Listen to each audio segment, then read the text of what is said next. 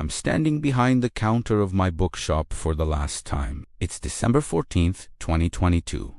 And after 38 years, Morrison's Books is closing its doors forever. The landlord's coming tomorrow to change the locks. I'm 71 years old, childless, widowed, and saying goodbye to the only thing I have left of the life I built with Margaret. But then a woman walks in carrying a worn paperback, and she says something that makes time stop.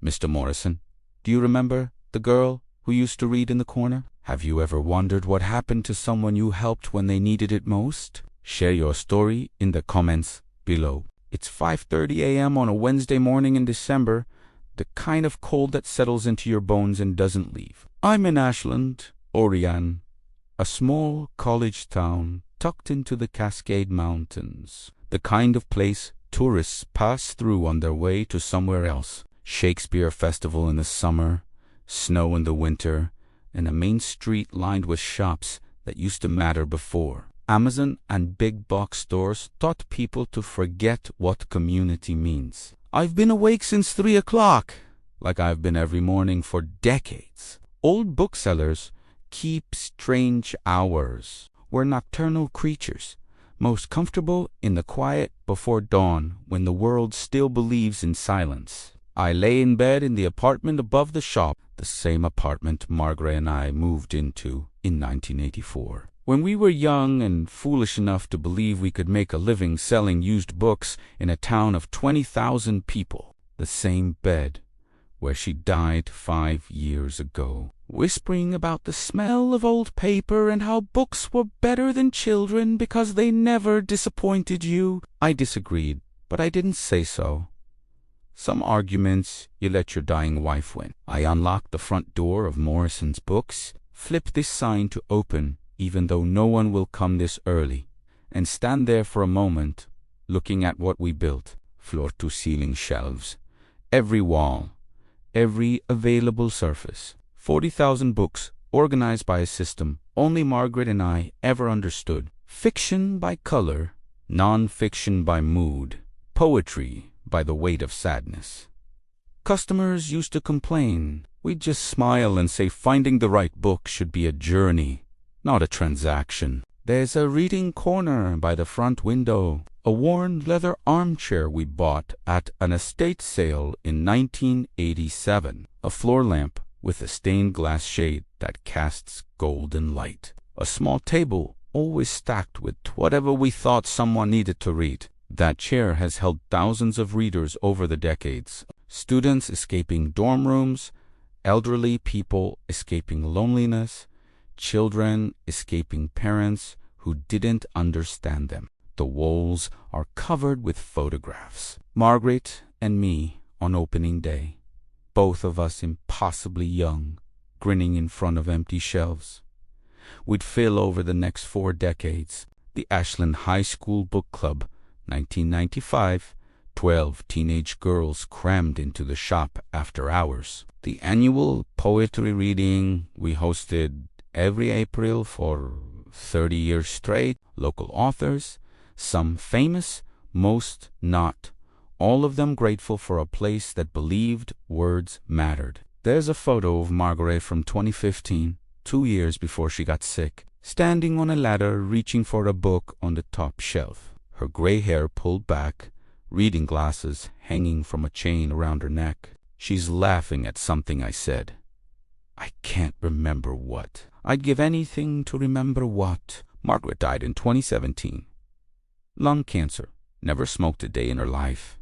Just cruel genetic lottery. She spent her last months in the shop, sitting in that leather chair by the window, watching people browse, occasionally calling out recommendations in a voice that got weaker every day. Young man, you need Steinbeck, not Grisham.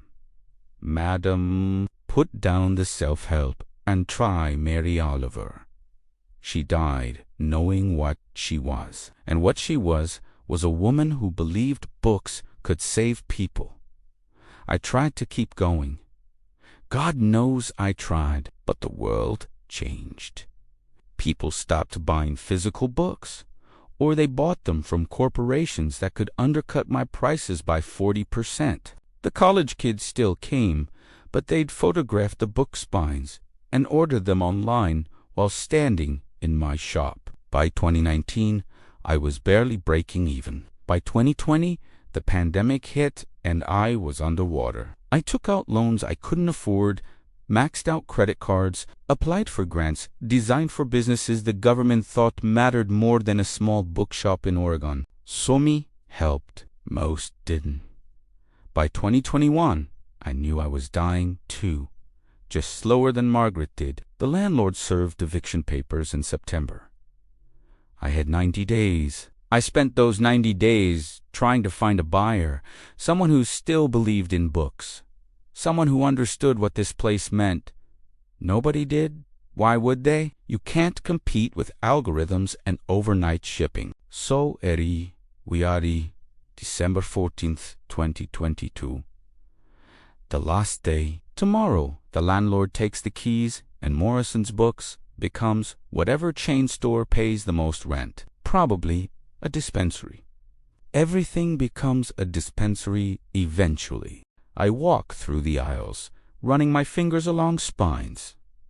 Like saying goodbye to old friends, these books have been my children, my companions, my congregation. I know where every single one lives. I know which ones get borrowed and never returned, which ones sit untouched for years until exactly the right person walks in, which ones I've read so many times I could recite them in my sleep. The smell hits me, that particular perfume of old paper and dust and time. Margaret used to say, bookshops smell like memory made physical. She was right. She was right about most things. I brew coffee in the back office. The same Mr. Coffee machine we bought in 1991 that's held together with duct tape and prayers. The coffee tastes like it always does, bitter and dark and honest. I pour a second cup and set it beside Margaret's photo on the counter. Old habit. I've been making our phantom coffee for 5 years now. Outside, the sun's starting to rise over the Cascade Mountains, painting the snow-covered peaks pink and gold. December light in Oregon, thin and cold and beautiful. This is my last morning watching the sunrise from this window. This is my last morning being a bookseller. Tomorrow I'll be just another old man with nowhere to go and nothing to do. The first customer arrives at 6:47 a.m. Me, Mrs. Chun, retired chemistry professor, stops in 3 times a week for science fiction and green tea. She knows today is the last day. Everyone knows. Small towns don't keep secrets. Good morning, William, she says quietly, not meeting my eyes. She never calls me William. Always, Mr. Morrison. The first name feels like condolence. Morning, Helen. She browses the science fiction section, picks up a worn copy of Left Hand of Darkness by Ursula K. Le Guin, brings it to the counter. I already own this, she says, but I'd like to buy it again. Keep it. Remember, I wrap it in brown paper, the way we always do, tie it with twine. She pays cash, leaves a $20 tip. I can't afford to refuse, and walks out crying. The morning passes in waves of goodbye. The regulars have been coming all week, buying books they don't need, leaving tips they can't afford, telling me stories about their first visit to Morrison's Books. The young mother who brought her son here every Saturday for 10 years, watching him grow from picture books to dust. The retired lawyer who spent his lunch hours in the philosophy section reading Kierkegaard and weeping quietly. The high school teacher who sent her struggling students to me with a note, help them find something that matters. By noon, the shop is quiet. Just a few strangers browsing, tourists who don't know this is a funeral.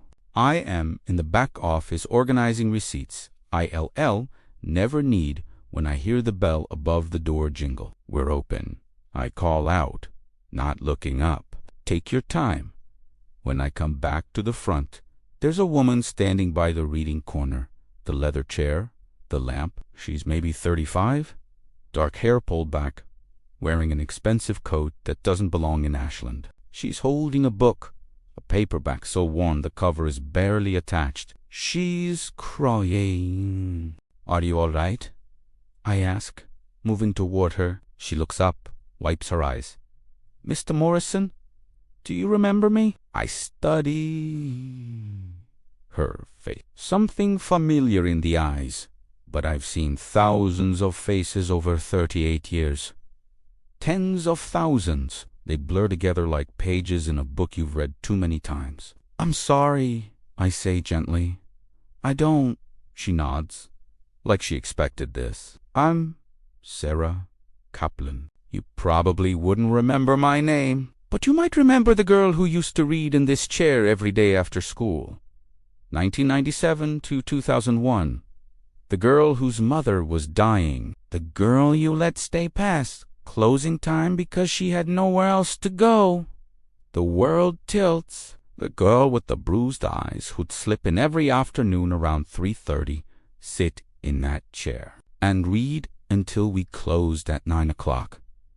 Never bought anything. Never spoke.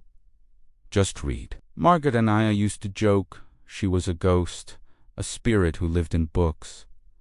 Oh my God, I whisper. Sarah, the girl who read everything, she smiles through her tears. Everything you'd let me read. Let me tell you about Sarah Kaplan. Let me tell you about the girl who saved me without knowing it. It started in September 1997. Margaret and I had been running Morrison's books for 13 years by then. We were 46 years old, still young enough to believe we were building something permanent. The shop was thriving, or as close to thriving as a used bookstore ever gets. The college kids loved us, the locals supported us, and we were just foolish enough to think that would last forever. September in Ashland is beautiful. The summer tourists leave, the students return. The air gets crisp and smells like apples and wood smoke. School starts, and with it comes the afternoon rush. High school kids stopping in to browse, to procrastinate, to hide from homework they don't want to do. She came in on a Tuesday around 3:30, maybe 14 years old, skinny in a way that suggested she wasn't eating enough, wearing clothes that didn't quite fit, hair unwashed, eyes that looked decades older than her face. She stood inside the door for a long moment, like she was deciding whether to run, and then she walked to the reading corner, sat down in the leather chair, and opened a book from the stack on the table. We got kids like that sometimes. Lonely kids, sad kids, kids escaping something at home they couldn't name. We never bothered them. Margaret's philosophy was simple. A bookshop should be a sanctuary, and sanctuaries don't ask questions. The girl stayed until closing, 9 o'clock p.m. She left without saying a word. She came back the next day, and the next, and the next. Every weekday, 3:30 to 9 o'clock, sitting in that chair, reading. Fantasy mostly. At first, Tolkien, Le Guin, Robin McKinley. Worlds where magic existed, and good people triumphed, and families stayed together. By October, she'd moved to classics. Austen, Bronte, George Eliot. By November, she was reading poetry. Mary Oliver, Adrienne Rich, Sharon Olds. Margaret and I started leaving books on the table for her. Things we thought she'd like, things we thought she needed. The Secret Garden. A tree grows in Brooklyn. I know why the caged bird sings. She read them all. We never asked her to buy anything. Never asked her to leave. The other customers worked around her, stepping carefully past the chair like she was part of the furniture. In December, about 3 months after she started coming, she finally spoke. It was a Friday evening, maybe 8:30, almost closing time. The shop was empty except for her and us. Margaret was at the counter doing bookkeeping. I was shelving returns, and the girl was in her chair reading Sylvia Plath's serial, which should have been a warning sign, but we didn't see it. Mr. Morrison. Her voice was so quiet I almost didn't hear it. I turned. She was looking at me with those old eyes. "Yes, thank you," she said, "for letting me stay. You're always welcome here," I told her. And I meant it. She nodded, looked down at her book. "My mom is dying. Cancer. The hospice nurse comes at 4 o'clock, but I can't be there when she's there. I can't watch. So I come here. Is that okay?" My heart broke. Marguerite stopped writing, looked up, her eyes meeting mine across the shop. "Oh, sweetheart," Margaret said, coming around the counter. "Of course, that's okay. You stay as long as you need. Every day. We're not going anywhere." The girl nodded once, sharp and quick, and went back to reading. After that, we understood. This wasn't just a lonely kid escaping homework. This was a child watching her mother die and trying to survive it. We started bringing her food, sandwiches from the deli next door, homemade soup Margaret would make on Sundays, fruit, cookie. We'd set it on the table beside her, and she'd eat mechanically, not tasting, just consuming fuel. We never made a big deal about it, just food, appearing like magic. The way books appeared. In February, she stopped coming. One day she was there. The next, she wasn't. A week passed. 2 weeks. Margaret and I worried. Had something happened to her mother? Had she moved away? We didn't even know her last name. Then, on a Tuesday in March, she came back. Her eyes were hollow, her face thinner. She walked to the reading corner and just stood there, looking at the chair. Margaret went to her immediately. "Honey, she died," the girl said flatly. 3 weeks ago. Pneumonia. The cancer had spread to her lungs, and her brain, and everywhere. And she just stopped breathing one night. While I was sleeping, I woke up, and she was gone. "Oh, no," Margaret breathed. "Oh, sweetheart, I'm so sorry. I'm living with my aunt now. In Portland, she doesn't want me. I'm just another bill she can't afford. But I had to come back one more time. I had to say goodbye." She looked around the shop, at the walls of books, at the golden light from the lamp, at us. "This place saved me," she said. "When I didn't want to be alive, when I wanted to just disappear, I'd come here and I'd read. And for a few hours, I could be somewhere else, someone else. You didn't know me, but you let me exist here. You fed me. You were kind when nobody else was kind." Margaret was crying now, openly, not trying to hide it. I felt something breaking in my chest. "What's your name, honey?" Margaret asked gently. "Sarah. Sarah. Kaplan Sarah. Listen to me." Margaret took both the girl's hands in hers. "You're going to survive this. You're going to grow up, and you're going to build a life, and you're going to be okay. And whenever you need to, you can come back here. This chair will always be here. We will always be here." Sarah nodded, but we could see she didn't believe us. How could she? She was 14 years old, and her mother was dead, and she was being sent to live with an aunt who didn't want her in a city she didn't know. She hugged Margaret, quick and fierce, then turned and left. We never saw her again until today, December 14th, 2022. 21 years later, the last day. You remembers, Sarah says now, standing in that same corner, holding a book so worn it's barely holding together. I remember, I confirm. My voice is rough. Margaret talked about you for years. Wondered what happened to you, if you were okay. She'd have been so happy to see you now. Sarah's eyes fill with fresh tears. She was right. I survived. I grew up. I built a life. But I never forgot this place. Never forgot what you did for me. We didn't do anything, I say. We just let you read. No? Sarah shakes her head firmly. You did more than that. You gave me sanctuary. You fed me.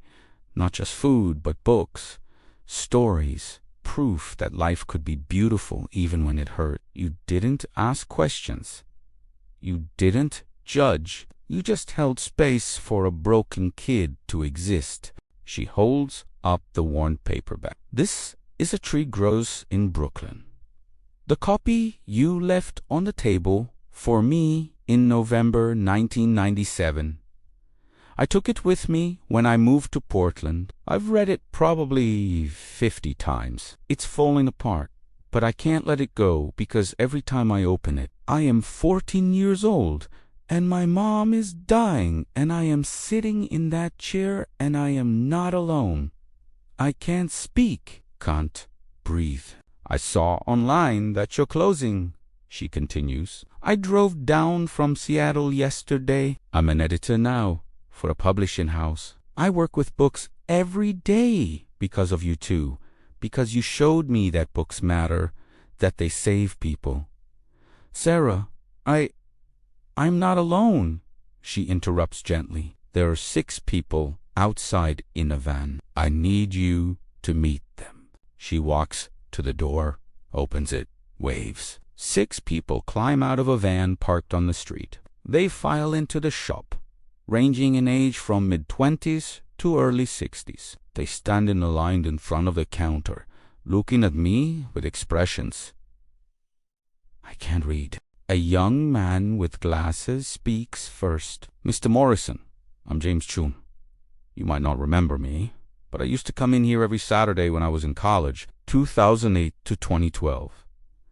I was studying engineering, hated it, drowning in expectations I couldn't meet. You and your wife kept recommending novels to me, told me it was okay to change my mind about my life. I'm a high school English teacher now because of you. A woman in her 40s steps forward. I'm Rebecca Torres. I was the high school teacher who used to send my struggling students to you. You'd spend hours with them, helping them find books that spoke to their specific pain. One of those students is standing right here. She gestures to a young woman beside her. This is Michaela.